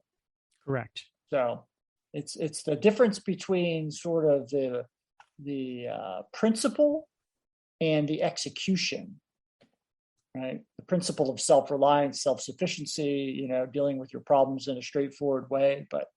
But when in the execution, he really buffaloed that up. He did indeed. Mm-hmm. It was quite the buffalo. Yeah. All right, Bob. So this next issue 335, has a slightly different creative team. We still have Mark Gruenwald, Tom Morgan, and Dave Hunt, but the colorist is our buddy Bob Sharon. I love Bob. Letterer Jack Morelli, editor Ralph Macchio. So that's new. Mm-hmm. And then, of course, editor-in-chief Jim Shooter. On the cover, which is done this time by Tom Morgan and Joe Sinnott. So Joe is a classic inker, been around for a very long time. He inked Jack Kirby, inked a lot of people. He's one of the most accomplished embellishers out there. So Tom felt very privileged to work with Joe on this. And this is, I think, Tom's first cover. And the cover itself is a crazed-looking Captain America with battling a bunch of armored, not fully armored, like we were just described before in the last issue, but guys with armored chest plates and helmets. And these are the Watchdogs. This is the first appearance of the Watchdogs, Bob. Yeah. And we'll get into that in this issue. And it says, featuring the new Cap in his very first adventure. And for 75 cents back in 1987, you could have gotten this issue. Good deal.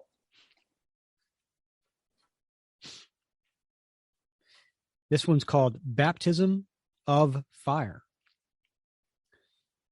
Fort George, Meade, Maryland.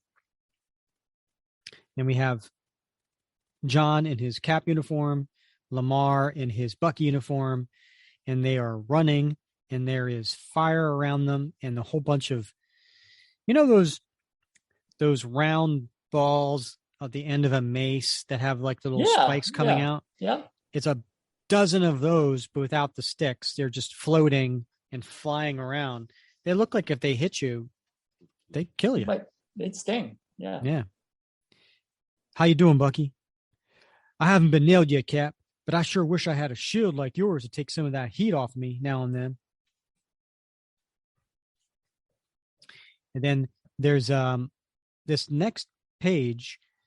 Man, Tom is doing his inner Kirby, right? I mean, like that first panel when John ducks Captain America. First of all, the way he's drawn, that motion, that's pure Kirby. It is, yeah. And then same thing with Bucky underneath him. But then on top of that, where you have this fire coming out of these nozzles on these poles, has the Kirby crackle. Yep. Right?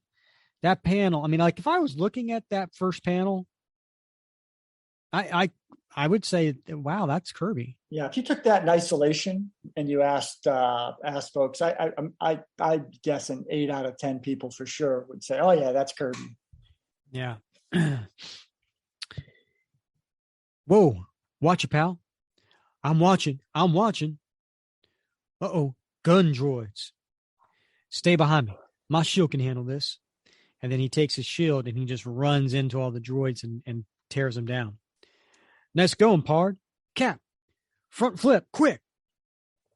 And he does, because there's this big, gigantic mallet that's coming down. And then next thing you know, there's these poles that are shooting out from the sides. The bars are closing in. You know what I mean? Let's try the human cannonball.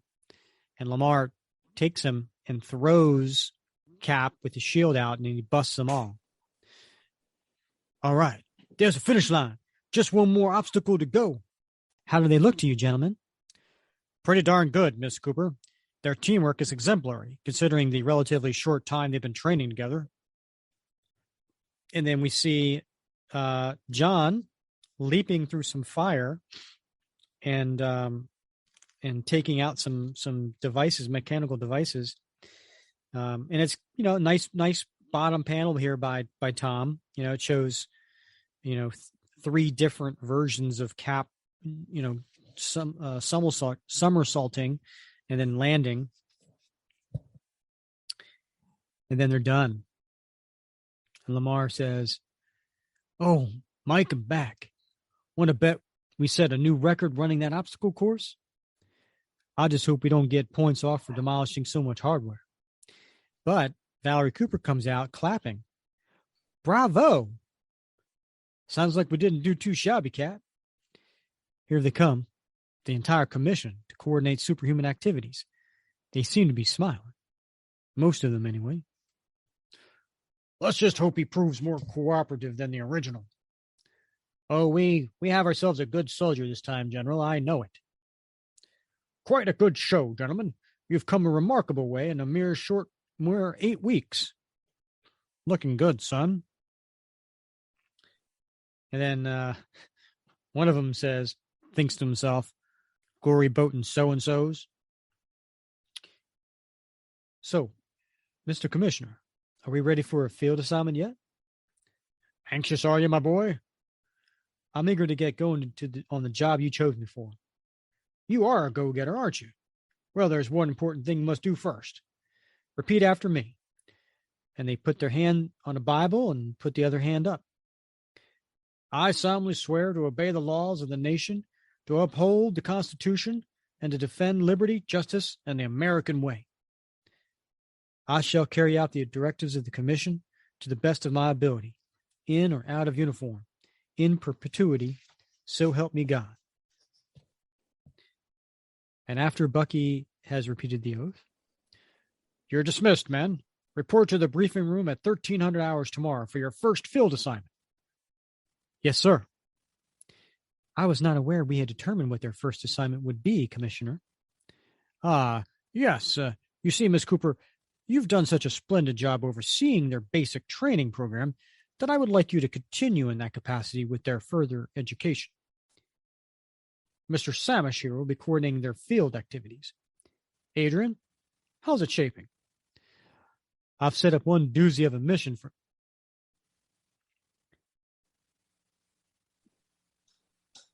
"I've set up one doozy of a mission for them, Miles." Elsewhere in the training complex. "So what do you think our first mission will be, John? Something tough like stopping some super dude?" "I doubt it'll be anything too strenuous. They don't want us to fail." Think of all the time and money they'd have wasted if we struck out on our first time at bat. They'd be back to square one with no super soldier. Yeah, I guess you're right. They're in the locker room changing. They still intend to pass you off as the original Cap? You don't look or sound that much like the old guy to me. Fortunately, there aren't that many people out there who are experts on how Cap is supposed to look and sound. Now they're in the shower. I think the plan is for me to make a few small public appearances, do some good deeds, and establish a good track record. Once I've won public acclaim, they'll hold a press conference and announce that I'm the new improved 1987 Captain America. Sounds like a good plan. Unless the real Cap tries to scorch it somehow. Wonder whatever happened to the old coot anyway. We haven't heard anything about him in the past 8 weeks. Do you think that they're withholding info on us? Maybe. Or maybe that old Cap was going into hiding out of shame. After all, he really shirked his duties to the country by refusing to go along with the commission's plan to coordinate his official activities. Still can't figure out what motivated him to toss in the towel.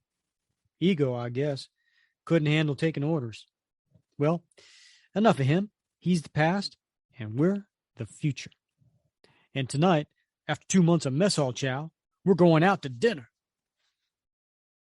That night, somewhere in the southeastern United States, it's nighttime, and there's a building, and then the aforementioned watchdogs that I described on the cover are running away from the building. Move it, Willie. Looks to be some sort of toy store.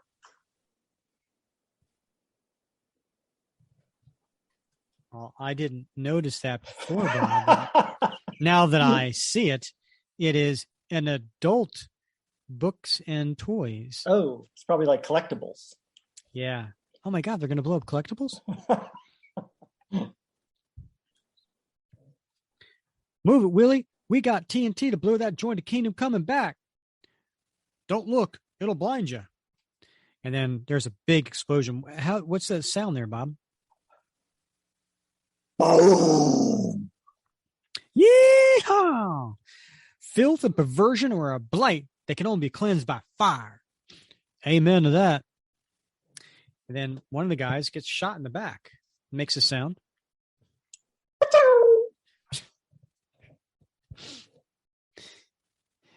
You goddamn arsonist. I sunk every cent I had in that store. It was my only way of making a living. What gives you suckers the right to watchdogs, firing positions? Oh, boy.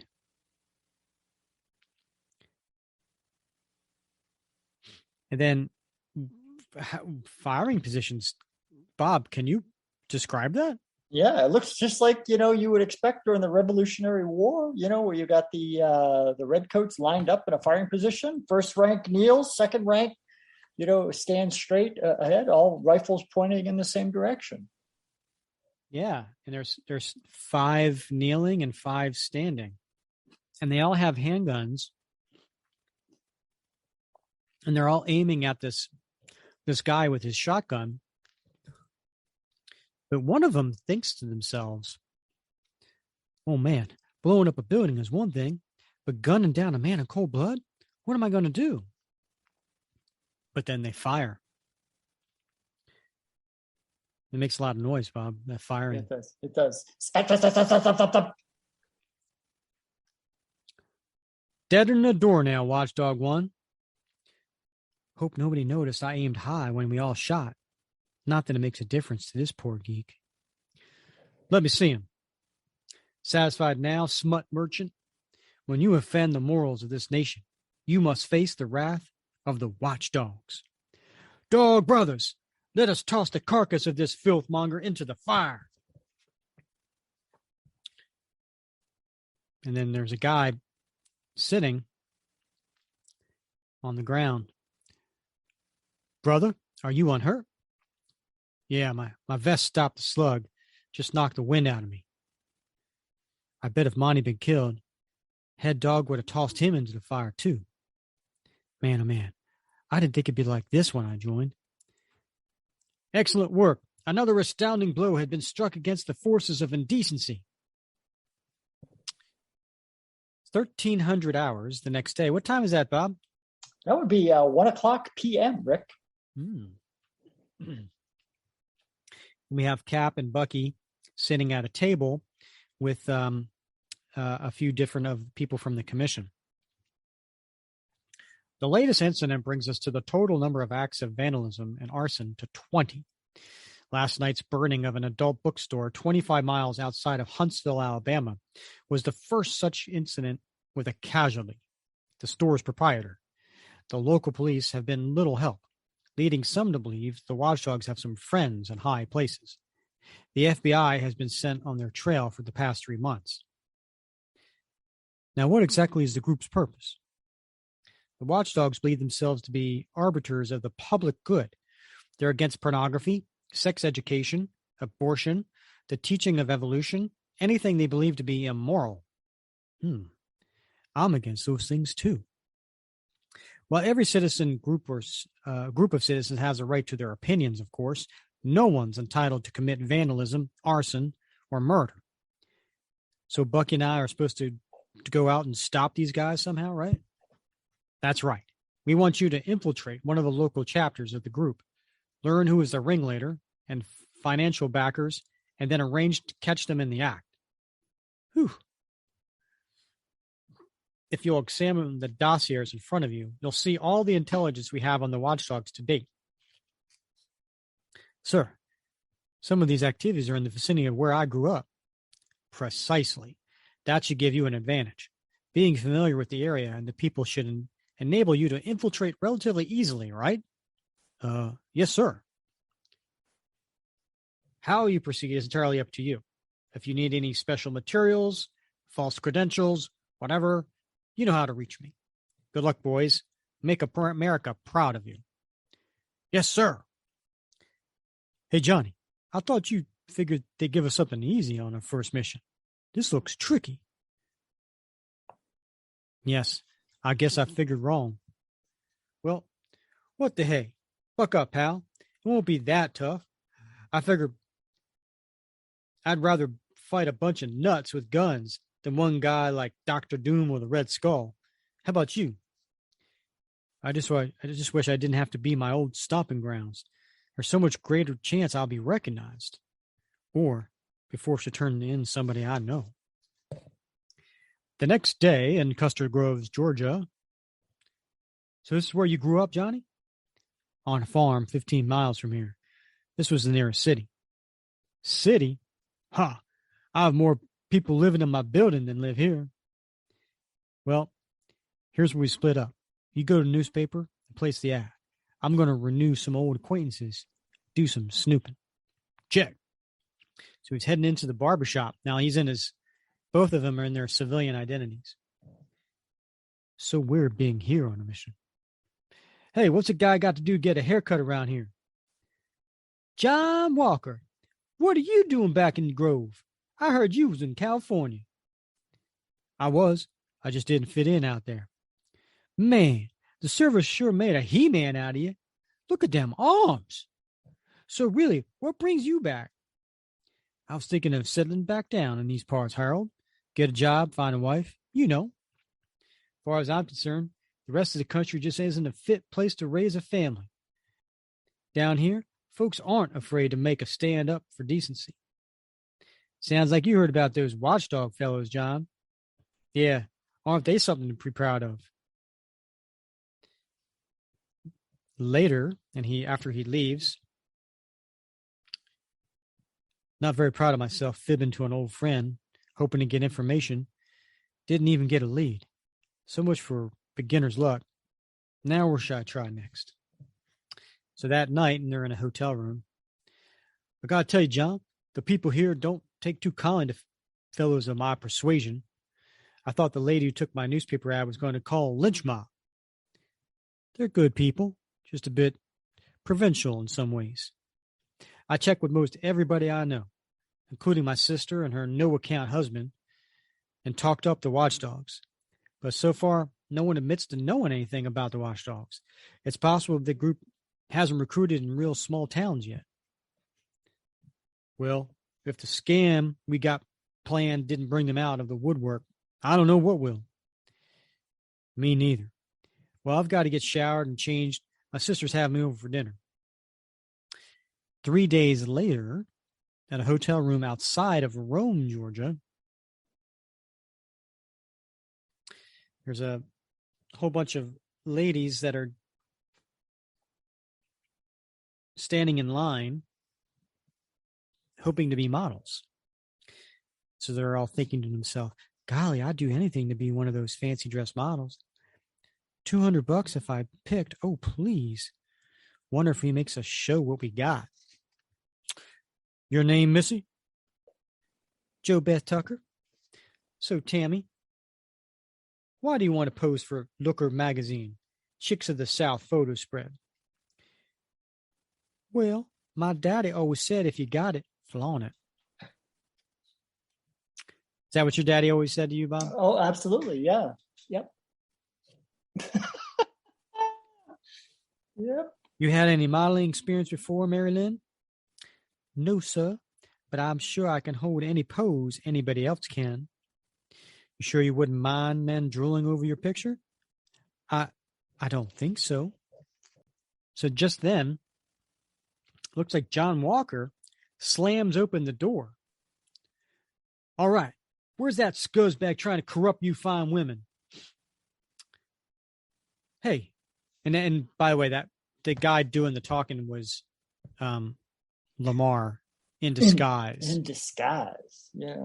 He was looking like a Hollywood guy from 1987. Right. Yeah.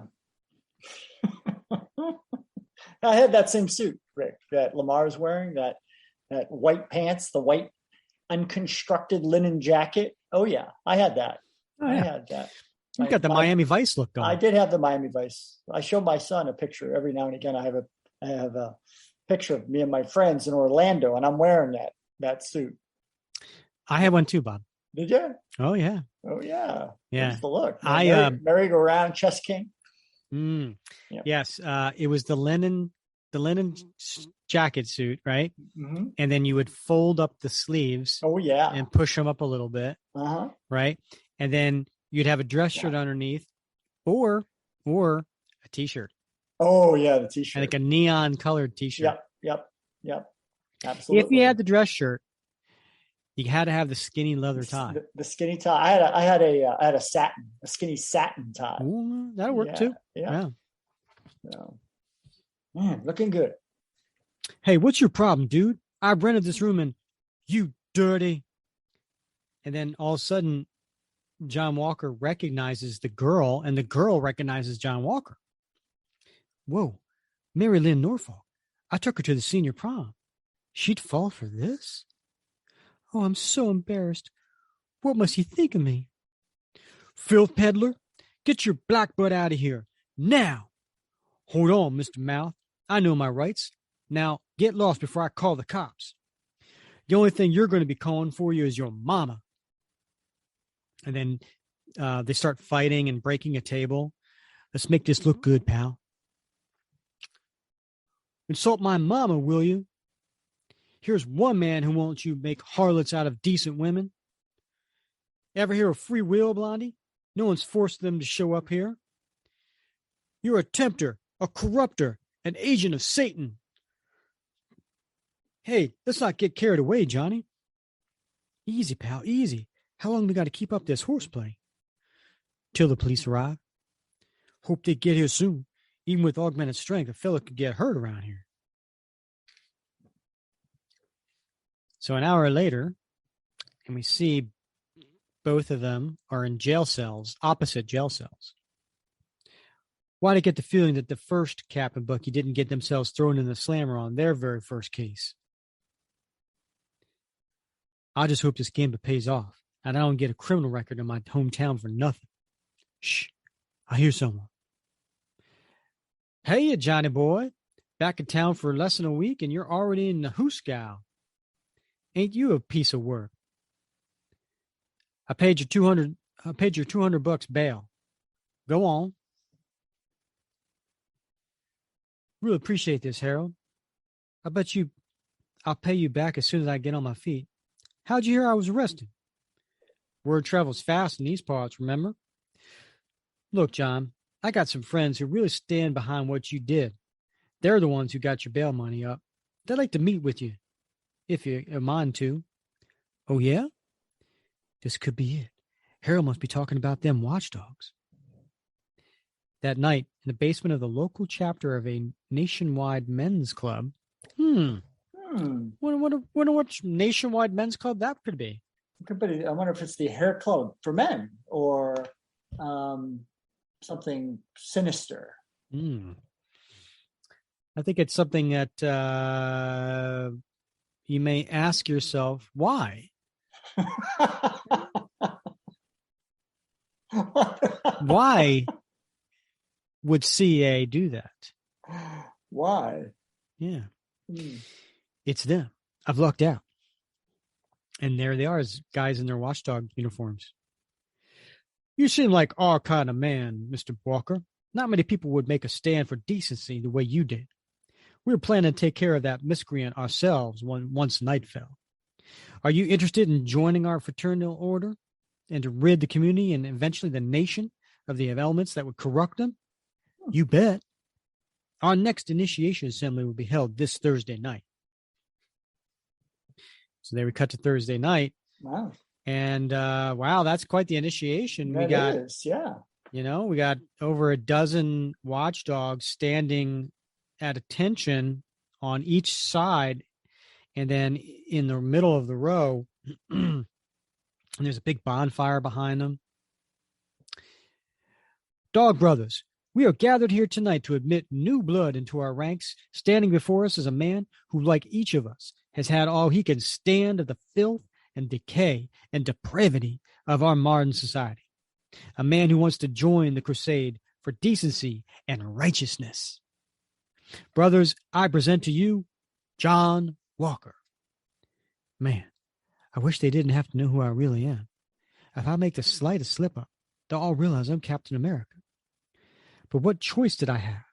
I might not have been able to infiltrate so quickly without cashing in on my local reputation.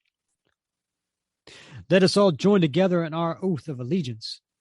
I solemnly vow to walk the virtuous path. You gonna do this with me, Bob? Yeah. There you go. Yeah. To safeguard society from the forces that would corrupt it, and to destroy the enemies of decency, of morality, and of the values upon which our country was founded. This is weird. I believe in the things their oath is about. Okay, John Walker. Now it's your turn. Repeat after me. I solemnly vow. And then he does that. This is the second swearing-in ceremony I've been in less than a week. I feel like such a hypocrite. And then, here's your uniform, dog brother. Put it on. Hey, it fits him perfectly, as if, it was made just for him. Yeah. And now that I look at it, Bob, every one of them looks like exactly identical. Well, that is why they call it a uniform. No, Bob. I'm saying their physical attributes. Every single one of them is the same height. Yeah. Every single one of them has the same build, the same, there's not, there's not one overweight guy amongst them. Come on, please. Very, very selective recruiting process. Apparently. I say. Tonight, you will have your first opportunity to participate in our moral crusade. Our target is the county library, which has refused to honor our petition to remove from its shelves 152 books unfit for reading. Then I'll be able to catch him in the act tonight already. The only trick will be slipping away to change into my cap uniform. But before we do, we have one other matter to attend to. Bring forth the pornographer. He couldn't mean. He does. It's Lamar. How did they get hold of him? Why didn't he use his all-man's strength to break free? Unless he's just playing along to... No. His gait is shaky. He must have been drugged. What did they intend to do with him? Dog brothers, Here was a man who entices good women to degrade themselves for the prurient interests of the morality bankrupt. We could thank our newest member for his delivery into our hands. They mean to string him up. Can Lamar's augmented neck muscles stand up to the stress of strangulation? What do I do? There's no way I could switch to cap in time. And if I just raise my voice in protest, I'll blow my credibility, spoil my chance by catching them in the act. Man, this mission has been bad news from the start. First, it takes me to my hometown. Then I'm forced to oppose guys whose morals stand in basic agreement with. And then I find my high school sweetheart is ready to sell her propriety for a couple of bucks. After that, I learn an old buddy of mine is cahoots with the guys I'm going to bust. And now I'm forced to do nothing as they lynch my friend. This could have been tougher for me, and the commission planned it. Planned it. Maybe they did. Maybe they arranged for all this. Maybe this is a test. But if it is, what's the right answer? What's more important, Lamar's life or the mission? Sir? Yes, of course. Dog brothers, I have been reminded some of us have to get up for work in the morning. If we want to torch the library, we better leave at once. I will see to the lynching. Everyone's leaving. What do I do? Stay here and try to save Lamar? Or it's like the commission wants to know if I'm willing to risk a friend's life for the sake of a mission. Those blasted. Come on, John. You'll have time to watch plenty of lynchings in the months ahead. That's Harold's voice. Then he is one of the watchdogs I'll have to bust. Okay. I pray you can handle this, Lamar. A half hour later. Hey, where'd the new guy go to? He said he had to answer the call of nature. Now, excitement must have got to him. But just then, look up there. It's that superhero, Captain America. What's he doing here? Evildoers, beware. Yeesh, that was corny. What is Captain America's battle cry anyway? I better just keep my mouth shut if I can't think of anything appropriate to say, lest the chance anyone will recognize my voice that way. He's jumping. Get him. Relax. One goofball in tights can't stop us all. How many times have we heard that, right? Oh, yeah. We'll see about that. Got to be careful. They outnumber me 16-1. None of them have my augmented strength. Still, I better not get overconfident my first time out. And he throws the shield and knocks out of their hands all these torches they were holding.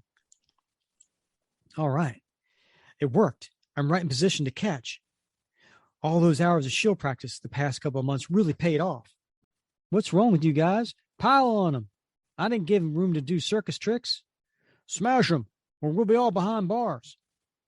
We're taking you down, traitor. Oh, yeah, these boys took me down, all right. But keeping me down's another story. And he takes the pile and knocks half a dozen of them up in the air. Minutes later, a police car pulls up.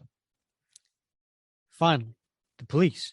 I was beginning to wonder if I was going to have to lug all 16 of these jokers to the station myself. Officers, these men were trying to set the library on fire. Take them into custody. I'll be by the station to make a statement later. Huh? Hey, wait. 15 minutes later, I've got to find Lamar. So you came back. Me leave you stranded out here? Never. I just knew you could handle the situation yourself, pal. Like blazes I did. I was gambling with Lamar's life. I just hope he understands. It was scary for a moment there, Cap, but I snapped my cuffs, tore myself down.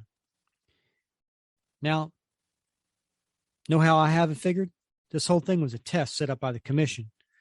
No, they didn't invent the Watchdogs, but they infiltrated the group and placed key people in it to make it as difficult a test for me as they could.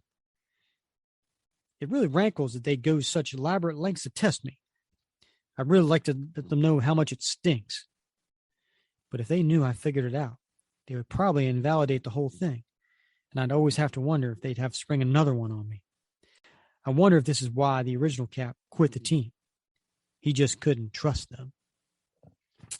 The end. Yep. Right there. Light dawns on Marblehead. He's starting to get it, right? A little bit of suspicion.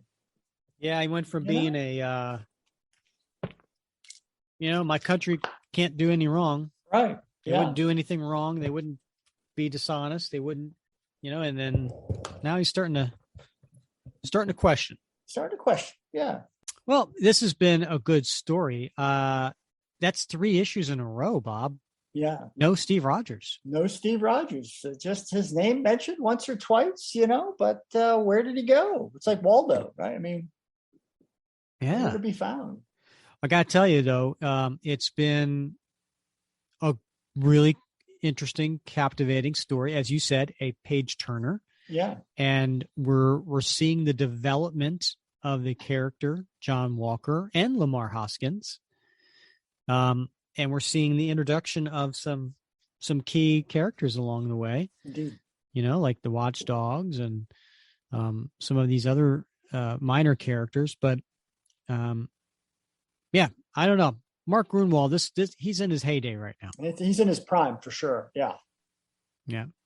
And nice work by Tom Morgan. All right. Well, we will visit the next part of this story with episode 83. So one month we'll come back, and this time it's no longer the road to the captain, it's the captain. So what does that tell you? That tells you we'll be seeing Steve Rogers. So we're going to be covering the Captain Part 1, which is issues 336 through 338. So come back to episode 83, where we will cover those issues. Awesome. And then next issue, we already said that we were going to pick 3 reviewers for the What Would Cap Do challenge coin. And I will be singing to Bob Wind Beneath My Wings. Oh, and you know what else we're going to do, Bob? We might as well cover a comic. We're going to cover Captain America Iron Man issue 5, the finale to that 2022 miniseries. Yes. So all that is happening next issue. So come back next week for episode 80. It is a cornucopia. It's chock-a-block of fun. Yeah. What he said. All right. Well, as always, Bob, it has been a blast wrapping Cap with you. It has. Great story. Great company. Can't wait till next time. All right. He's Bob Lucius, and I'm Rick Verbanis, and you've been listening to another episode of the Captain America Comic Book Fans Podcast.